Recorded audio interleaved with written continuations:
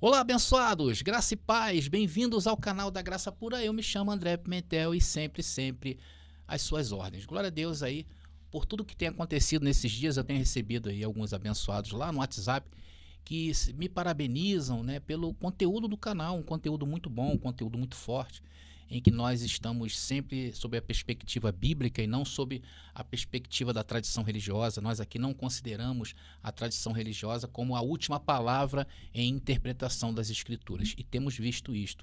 E muitos me procuram me felicitando por isso, e claro que a gente aqui recebe, porque isso tudo é fruto do nosso trabalho, a nossa seriedade, e nós glorificamos ao nosso Pai.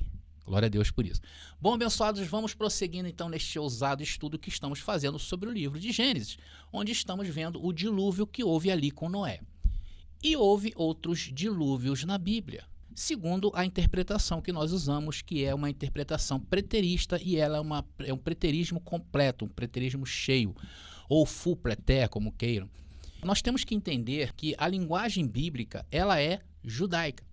Então, toda a base de estudo das escrituras, para ser limpo, tem que ser embaixo dessa cultura, dessa linguagem, dessa cosmologia, para entendermos o que de fato os escritos estão mostrando para nós. Ao analisar sob essa perspectiva preterista, nós encontramos outros dilúvios na Bíblia.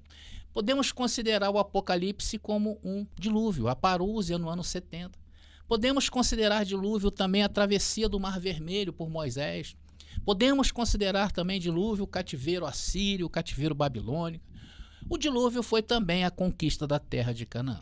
E hoje vamos continuar abordando o dilúvio de Noé, uma guerra onde figuras literais e figuras simbólicas estão ali presentes neste evento. E hoje o papo vai ser o seguinte: quem eram os animais da arca? E aí, meu irmão, você pode dizer aí quem são os animais da arca?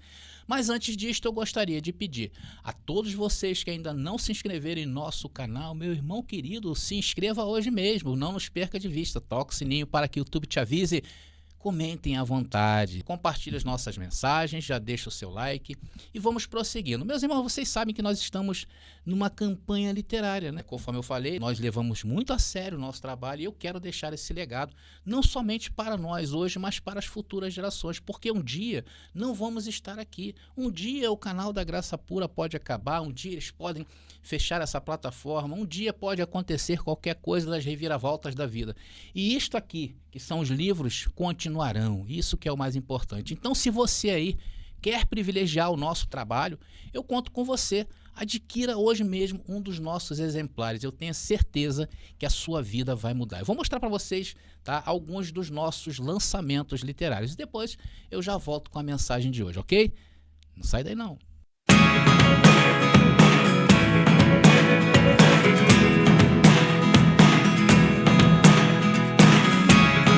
Never really know what's going on.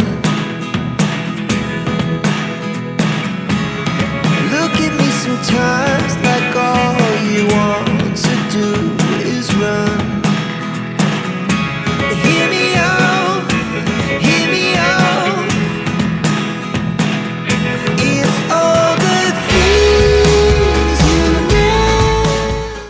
Estamos de volta, eu não falei para vocês que era rapidinho. E aí, abençoado, quem eram os animais da arca, do dilúvio ou da guerra de Noé, como queiram, né?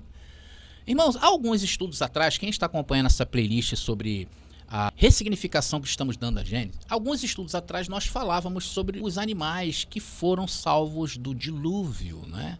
Então nós ali tivemos a oportunidade de informar que por várias vezes a Bíblia, quando trata de animais, ela está se referindo a pessoas. Então vamos analisar alguns textos já vistos por nós dentro dessa cosmologia judaica daqueles dias para provar isto que eu estou informando, né? Porque se eu não provar na Bíblia não adianta. E também os textos aí que a gente vai acompanhar vai incluir as plantas, isso mesmo, tá aí. O primeiro é 2 Reis, capítulo 19, versículo 26, diz o texto: seus habitantes sem forças desanimam-se envergonhados. É claro que o texto aí está se referindo a pessoas. E aí entra essa parte poética, essa parte figura de linguagem. Na segunda parte, olha, são como pastagens. O que são como pastagens? Os habitantes. Ué, os habitantes são pastagens? Como brotos tenros e verdes, como ervas no telhado, queimadas antes de crescer. Vocês vejam que o texto ele traz um contexto literal e também traz um contexto de figuras de linguagem. Os brotos, pastagens e ervas são considerados pessoas, tá bom, irmãos? Isso está dentro da cultura judaica. Vamos a um segundo texto que eu separei aqui, que é Jeremias, capítulo 12, versículo 9. Diz o texto, olha, o povo de minha propriedade tornou-se para mim como uma toca de hiena. Olha aí. Então, está se referindo ali a um povo da propriedade em que se tornou como uma toca de hiena. Sobrepairam a qual as aves de rapina. Reúnam todos os animais selvagens, tragam-nos para o banquete.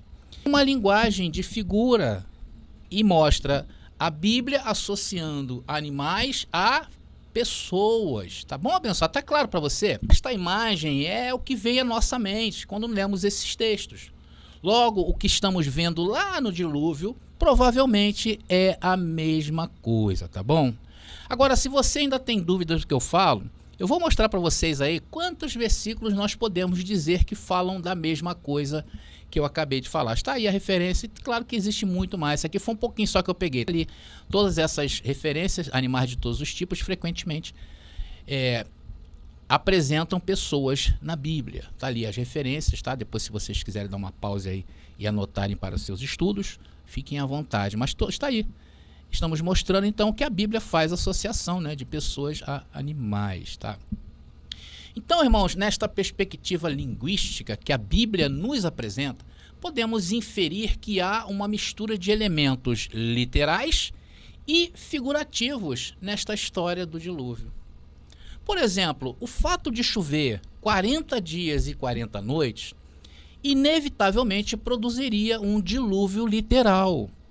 Então houve realmente essa parte literal de uma chuva, como essa que vimos há poucos dias atrás lá no Rio Grande do Sul.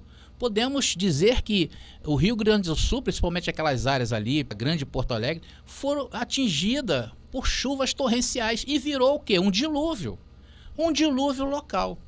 O fato de admitirmos isto, este dilúvio literal, complementa o dilúvio figurativo. Ou seja, os exércitos estrangeiros, que são, em certo sentido, o dilúvio verdadeiro da história, em um sentido poético.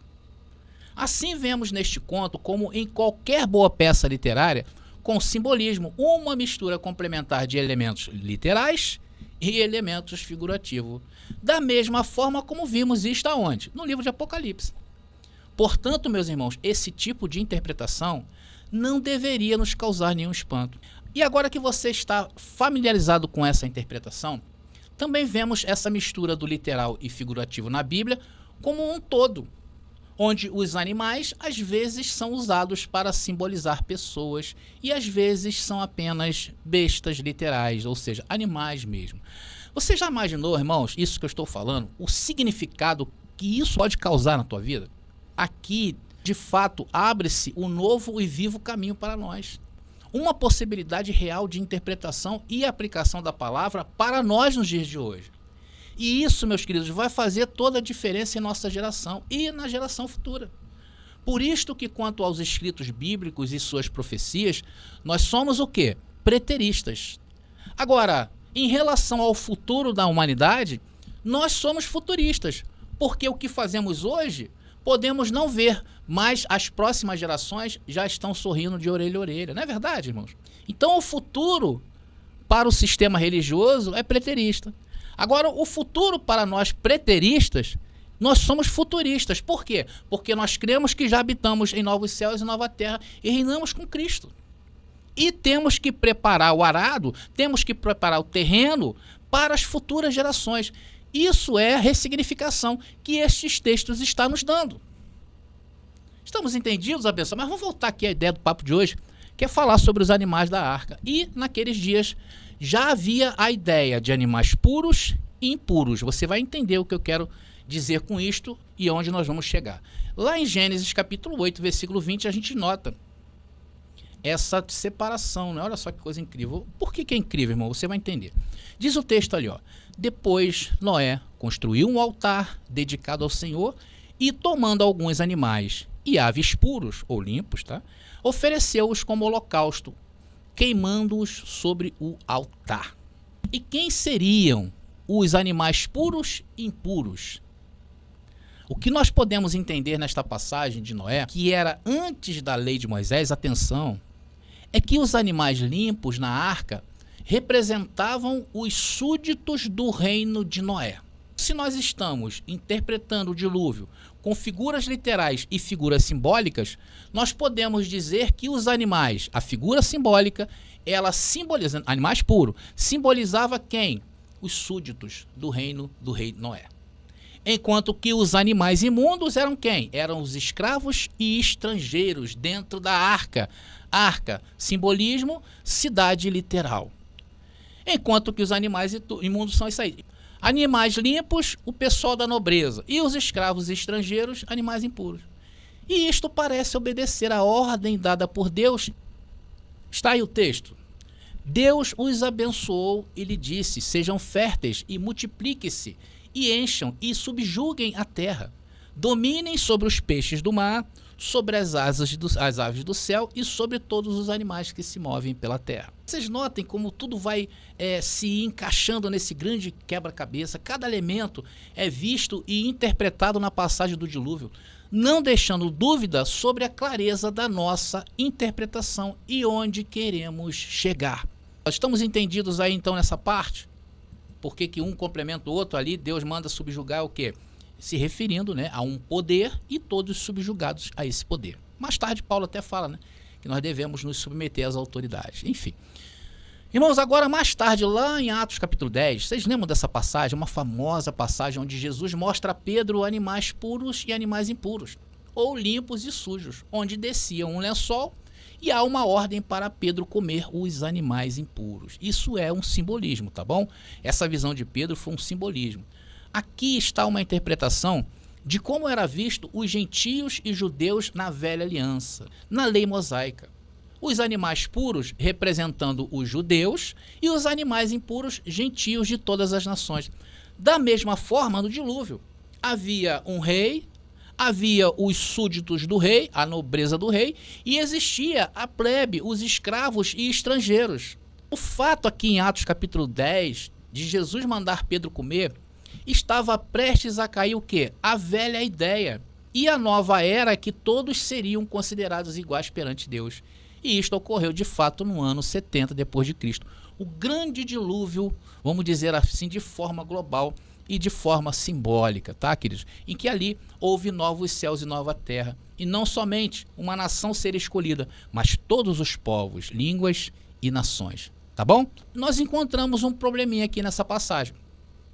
Pois se as escrituras nos informam que animais podem ser pessoas, e que dentro dessa história de Noé isso é plausível, nós vemos em Gênesis capítulo 8, versículo 20, Noé sacrificando animais ao Senhor, porém que eram animais limpos. Será que Noé estava sacrificando pessoas? Vamos ler o texto, só para a gente falar um pouco mais sobre esse problema, segundo essa interpretação que eu estou apresentando para você. Fiquem calmos, Noé não está sacrificando pessoas, e sim animais de verdade. E mais tarde, esse ritual passa a ser uma ordenança dentro da lei de Moisés. Mas por que a Bíblia menciona Noé sacrificando animais literais no final do dilúvio, visto que isto não era uma prática ainda daqueles dias? Queridos, essa oferta de agradecimento parece simbolizar apropriadamente as consequências de fogo do próprio dilúvio. Assim como Moisés abriu o Mar Vermelho no Êxodo, o sacrifício de animais de Noé, como oferta de agradecimento a Deus, simboliza involuntariamente as perdas humanas inevitáveis em qualquer guerra. Assim, o sacrifício de Noé espelharia o significado dos sacrifícios prescritos na lei de Moisés, onde os animais sacrificiais representam Jesus, o Cordeiro de Deus, e os santos que foram mortos pelos judeus ao longo de sua história. Irmãos, eu quero abrir um parênteses aqui. Vocês já notaram, houve grandes guerras recentemente, né, consideradas aí de efeito mundial, como a Primeira Guerra, como a Segunda Guerra Mundial.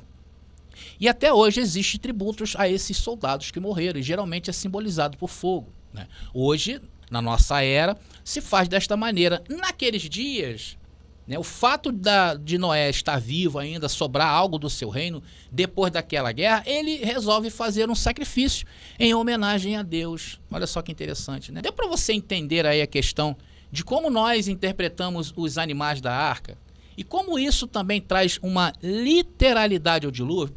Irmãos, eu expliquei em uma outra oportunidade também sobre a possível aparição literal de Jesus nos anos 66, 68, 70 e 74 depois de Cristo. Eu apresentei essas 4 mensagens trazendo, né, ali dentro daquele contexto uma possível aparição de Jesus.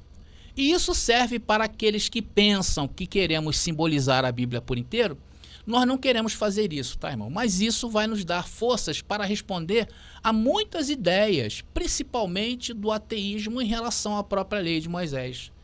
Tem gente que coloca post lá, né, claro, no Facebook, de forma ignorante, criticando a lei de Moisés e achando que é Deus que mandou fazer aquilo ali. Então há separações dentro da lei de Moisés também. E nós vamos ver isto em estudos posteriores aqui nesse canal. Então essa ressignificação, esse entendimento novo que nós estamos...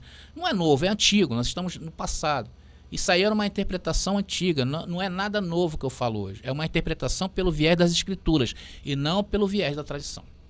Agora nós vamos continuar, irmãos, nosso estudo sobre o livro de Gênesis, focando no dilúvio com Noé. Vamos agora entender o que é a terra seca, ou seja, quando o dilúvio acaba. O que significa isso? Mas antes disso, para ficar bem claro, eu acho que vamos fazer isso, vamos resumir o que eu falei até agora sobre a questão dos animais. Nós já discutimos aqui os animais da arca, que eles podem simbolizar pessoas, conforme a linguagem bíblica. Os animais puros representam os súditos de Noé, enquanto os impuros representavam escravos e estrangeiros. Este simbolismo está em Gênesis capítulo 1, versículo 28, onde Deus ordena à humanidade a dominar sobre todos os seres vivos. Em Atos capítulo 10, Pedro tem uma visão onde animais puros e impuros simbolizam judeus e gentios. A visão mostra que a partir de um ponto, todos seriam iguais perante Deus. Uma ideia que se consolidou em 70 depois de Cristo, através dos vários simbolismos que nós já trouxemos aqui em estudos neste canal. Vimos que Noé sacrificou animais puros como oferta a Deus após o dilúvio, e não pessoas. São animais literais. E esse ato simboliza as consequências do dilúvio e reflete os sacrifícios prescritos na lei de Moisés mais na frente no tempo, representando a purificação e agradecimento. Agora sim, vamos falar sobre o que aconteceu após o dilúvio, quando as águas começaram a baixar e a terra seca apareceu. Está bem entendida a questão dos animais, essa visão que nós temos, essa dupla visão que nós temos do dilúvio em relação aos elementos simbólicos, aos elementos literais? Isso vai nos ajudar muito, tá bom? Vamos prosseguindo. Agora em Gênesis capítulo 8, versículo 3, vemos as águas do dilúvio recuarem gradualmente para fazer a terra seca aparecer. Vamos estar registrado em Gênesis capítulo 8, versículo 3, se é isso mesmo, está aqui. Diz o texto: as águas foram baixando pouco a pouco sobre a terra. Ao fim de 150 dias, as águas tinham diminuído. Irmãos, isso é equivalente à separação das águas no início da criação, por incrível que pareça, tá? Vamos agora ler Gênesis capítulo 1, versículo 9 e 10. Foi ali na criação, né? Ou seja, no fim de uma guerra, na criação de uma terra nova, que é isso que diz a criação de Gênesis. E disse Deus: ajuntem-se num só lugar as águas que estão debaixo do céu, e apareça a parte seca. E assim foi. A parte seca Deus chamou terra, e chamou mares ao conjunto das águas. E Deus viu que era bom. E também se parece com a divisão do Mar Vermelho. Veja como as linguagens bíblicas, elas vão sendo repetidas. E isso, irmãos, não tira o brilho das escrituras, muito pelo contrário. Torna-a mais consistente, porque quando nós fazemos as interpretações, nós não podemos mudar com o tempo, né? Eu não posso chegar lá em Apocalipse e entender mar de outra forma, visto que Apocalipse também foi uma parte simbólica. 90% de Apocalipse é simbólico. Em Êxodo 14, 21, que narra, né, a separação aí do mar, diz o texto ali, ó: então Moisés estendeu a mão sobre o mar, e o Senhor afastou o mar e o tornou em terra seca, como com um forte vento oriental que soprou toda aquela noite. As águas se dividiram. Lembre-se que a divisão do mar em Êxodo parece simbolizar o fato de que Moisés tirou os escravos judeus da terra do Egito. O mar para criar um novo reino, a terra das nações gentias. Isto aí é um simbolismo judaico muito forte. O que significa terra? Terra é a terra dada aos judeus, enquanto que o mar simboliza o quê? As nações estrangeiras. Eu acredito, irmãos, que um significado semelhante é pretendido no relato do dilúvio de Noé. Lá no dilúvio de Noé, ele vence seus adversários estrangeiros e mantém sua independência da conquista estrangeira, mantendo a terra, o reino de Noé, separado e independente do mar, das nações gentias. Estamos entendidos em relação a essa breve argumentação sobre a questão da terra seca do dilúvio? Estamos entendidos? A conclusão que chegamos quanto a isso é que as águas baixando após o dilúvio é como um processo de restauração e separação. À medida que as águas baixam, a terra seca aparece. Isso representa Noé vencendo seus adversários estrangeiros e mantendo a sua independência das nações gentílicas.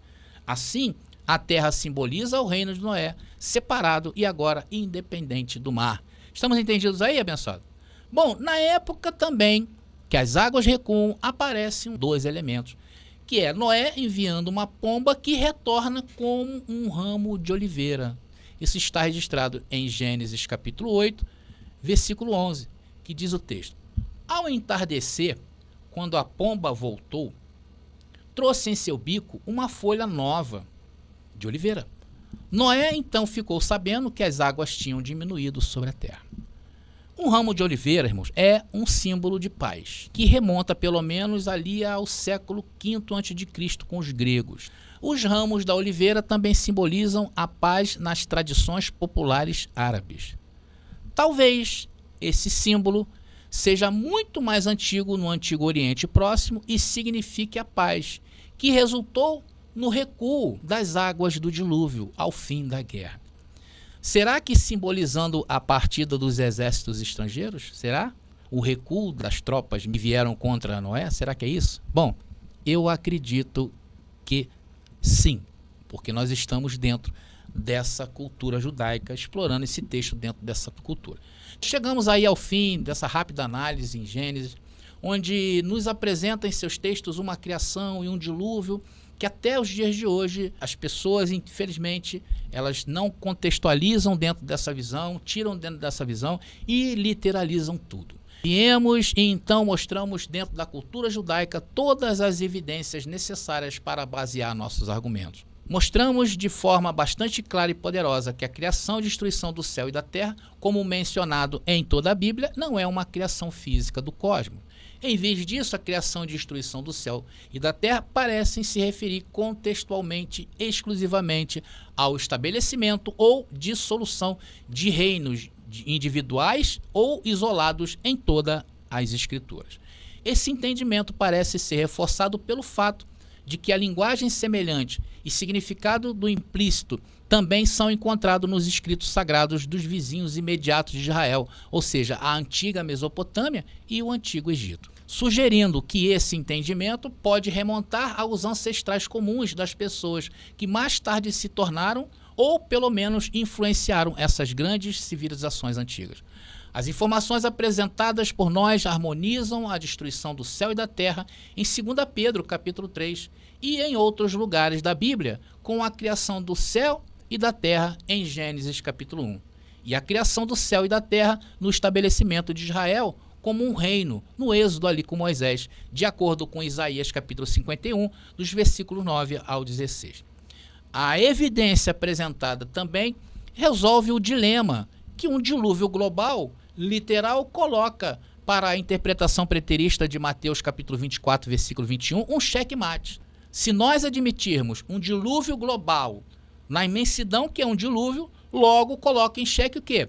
Mateus capítulo 24, versículo 21. Porque nós afirmamos que nunca houve evento pior do que a queda do templo e a guerra judaico-romana. Diz o texto lá em Mateus capítulo 24, versículo 21, diz o texto assim, ó: porque haverá então grande tribulação como nunca houve desde o princípio do mundo até agora, nem jamais haverá. Então, se o dilúvio foi global, o dilúvio global toma a posição do ano 70 como uma catástrofe muito maior. é claramente mais trágico do que a guerra de Israel com Roma no primeiro século. E claro, a evidência apresentada neste artigo reconcilia completamente o conflito entre Gênesis e a ciência em relação à idade da Terra. Se Gênesis capítulo 1 é sobre uma guerra, como é sugerido poderosamente nas mensagens anteriores que nós vimos, então não há mais um conflito entre a Bíblia e a ciência em relação à idade da Terra. E assim, irmãos, vamos encerrando essa parte onde nós podemos ressignificar este livro e harmonizá-lo com outras passagens idênticas. Então analisamos a criação de Gênesis e analisamos também o dilúvio. Vamos continuar aí, porque tem mais coisas a serem apresentadas a vocês sobre a questão dessa visão de Gênesis. Aguardem. Lembrando a você que se você está interessado nesse conteúdo, nisto que nós estamos apresentando, nós vamos em breve lançar um livro neste tema, sobre Gênesis e Apocalipse acontecendo a todo momento na Bíblia. Então, abençoados, querido, obrigado a todos vocês, graça e paz e até a nossa próxima mensagem. Descubra a verdade com o lançamento do livro revolucionário Apocalipse, a verdade revelada, de André Pimentel. A primeira obra de interpretação preterista completa na língua portuguesa e que desafia séculos de interpretações, revelando que os mistérios profetizados já se cumpriram no ano de 70 depois de Cristo. Não é apenas um livro, é uma jornada transformadora que redefinirá sua visão sobre a história e a fé. Disponível agora. Para adquirir, contate-nos via WhatsApp no 21 9 79 87 46 68. Não espere mais. Embarque nessa descoberta e permita que a verdade altere sua vida. Amor, te amo e se explica, a hora vai chegar, mas o presente é meu e nele quero amar, vigiar e plantar, com fé e esperança, na dança da vida, celebrar a bonança. A cada batida, novo amanhecer, no ritmo da alma, quero